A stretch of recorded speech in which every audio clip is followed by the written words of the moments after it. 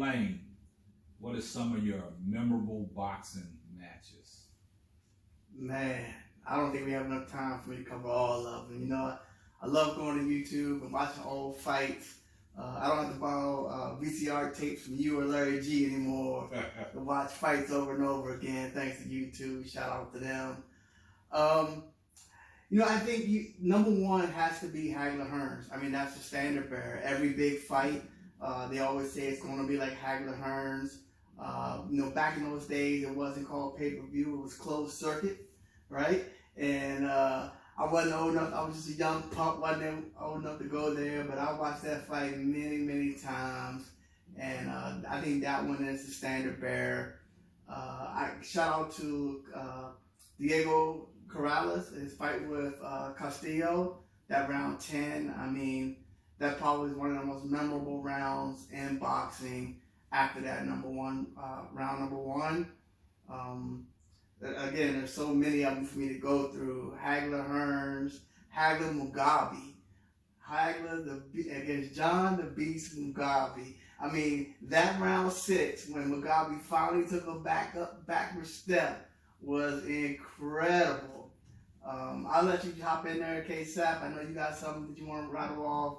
I got at least 10 more I can rattle off right now. Well, it's a lot. I mean, it's a lot that we can touch on. And I just want to touch on something you just said about the Diego Corrales-Castillo fight. Let me ask you a question.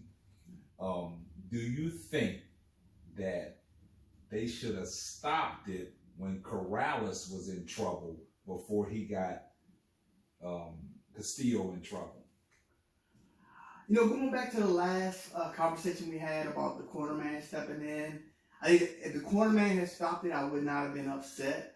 But, you know, you can't stop that fight. You know, Corrales kept fighting back. He got back up.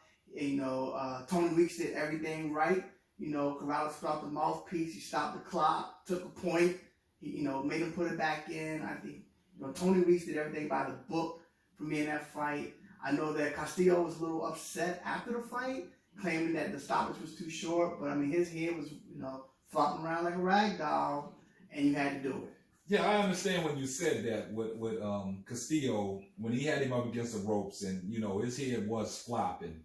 But it was times in that fight where Tony Weeks, I mean, he did a great job by letting Corrales, you know, keep fighting. But Corrales was smart in that fight by taking the mouthpiece out, buying time.